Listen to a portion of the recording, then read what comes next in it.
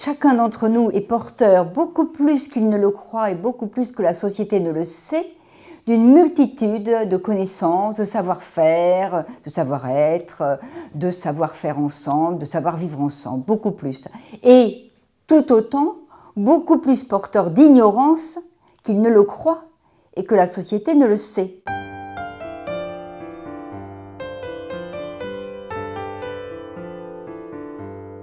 Plus l'on apprend et plus l'on découvre le champ de ces ignorances. Et alors tous ceux à qui on dit on fait croire qu'ils n'ont pas appris, qu'ils ne savent pas, ne peuvent pas non plus se dire et dire leurs ignorances tranquillement. Ça, c'est le postulat. À partir de ce postulat, on va faire une proposition.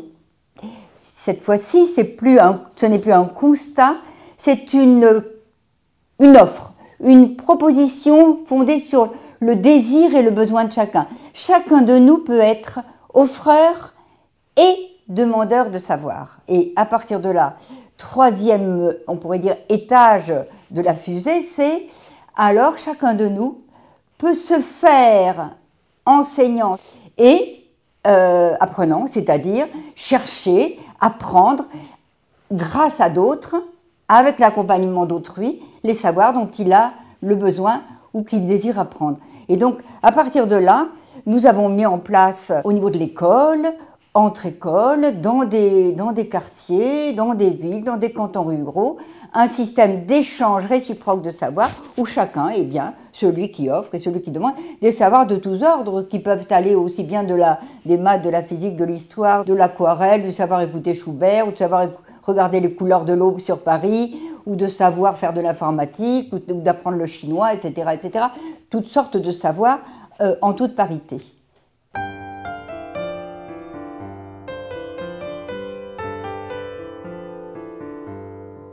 Que représente le PIB, à qui ça rapporte, à quoi ça rapporte, qu'est-ce que ça veut dire, qu'est-ce que ça signifie économiquement. Je voudrais comprendre les problèmes du chômage. Enfin, donc j'avais énoncé un certain nombre de savoirs, parce que l'économie, c'est trop vaste.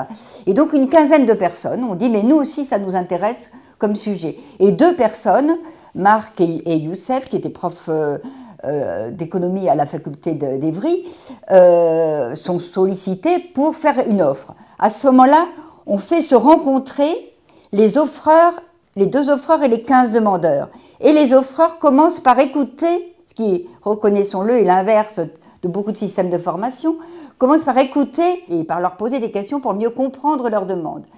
Les demandeurs ensuite écoutent les deux offreurs et écoutent ce qu'ils savent et qu'ils peuvent proposer. Ensuite, ensemble, ils se mettent d'accord sur les contenus, ils se mettent d'accord sur les méthodes, ils se mettent d'accord sur toutes les modalités de l'échange. Cet échange a duré pendant 4 ans, un soir par mois, chez les uns, chez les autres. Et dans le groupe qui recevait l'économie, vous aviez Céline. Céline donc recevait l'économie et elle offrait l'espagnol. Elle n'offrait pas l'espagnol aux deux offreurs qui n'en avaient pas fait la demande, sinon ça n'aurait pas fait un réseau. Elle offrait l'espagnol à 5 personnes, 2 qui l'avaient demandé, 3 qui avaient réagi à l'offre. Et dans les 5 demandeurs d'espagnol, vous aviez Marie-Thérèse. Marie-Thérèse, elle, donc, recevait l'espagnol et offrait l'apprentissage du français. Et on lui avait fait rencontrer Camara, un jeune Africain de 19 ans qui ne savait pas lire.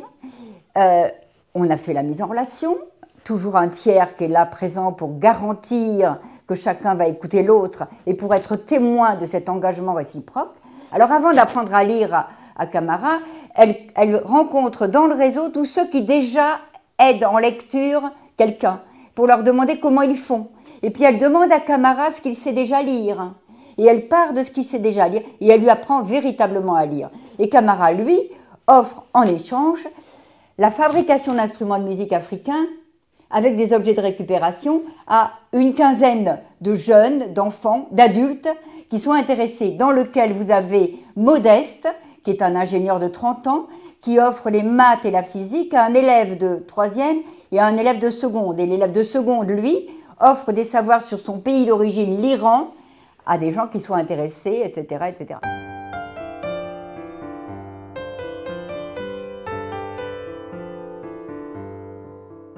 Décrire ces savoirs, c'est décrire que chaque savoir est lui-même un réseau de savoir et que chaque savoir est lui-même en réseau avec d'autres savoirs. On a vu comme ça quelqu'un qui offrait le gâteau aux pois chiches à un groupe de personnes et qui se sont mis en situation d'apprendre la géographie, l'histoire, l'archéologie du pois chiche, la littérature, la diététique. Enfin, chaque savoir amène à d'autres savoirs. Donc cette première étape, elle est très importante. La deuxième étape, c'est de faciliter la formulation des offres et demandes. C'est pas évident. Comment on le dit? Comment on nomme le savoir qu'on offre pour que l'autre comprenne? Troisième étape, il y a un travail autour de la visualisation des offres et demandes. Il faut que tous les membres du réseau sachent les offres et demandes qui existent. Et ensuite, il y a un travail de mise en lien, de mise en relation. Il y a un tiers ou une situation, hein, ça peut être une personne ou une situation organisée qui va faire que les offreurs et demandeurs de savoir, c'est eux-mêmes qui choisissent, qui exercent leur pouvoir de décision sur ce qui les concerne, c'est-à-dire leurs apprentissages. Cinquième étape, les échanges vont avoir lieu. Et ensuite, nous allons être attentifs à organiser ce que nous appelons assez simplement, naïvement peut-être, des échanges sur les échanges. C'est-à-dire faire se rencontrer les gens qui échangent pour qu'ils se racontent comment ça se passe. Pour qu'en entendant les autres raconter comment ça se passe, ils réinterrogent leur propre façon d'apprendre et leur propre façon d'accompagner l'apprentissage d'autrui. L'idéal du réseau, ce serait que chacun soit offreur et demandeur et contributeur, organisateur du système. Le et, il est important parce qu'il parle de réciprocité. Et c'est le cœur de notre pratique. C'est, premièrement, dire que sur la question du savoir, dont on doit faire un bien commun, peut-être qu'il faudrait que chacun soit dans l'offre et la demande, soit dans le donner-recevoir. Et donc, autour de cette réciprocité, on a, il me semble, une dynamique positive, constructive, d'apprentissage, je pense, qui est complètement inexploitée, inexplorée et inexploitée.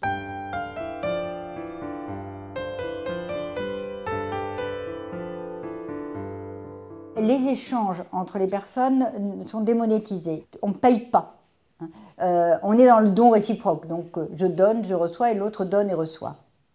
Donc on n'est pas dans le don. On pourrait même pas dire que c'est gratuit parce que gratuit fait référence à la question de la finance. On est dans le don.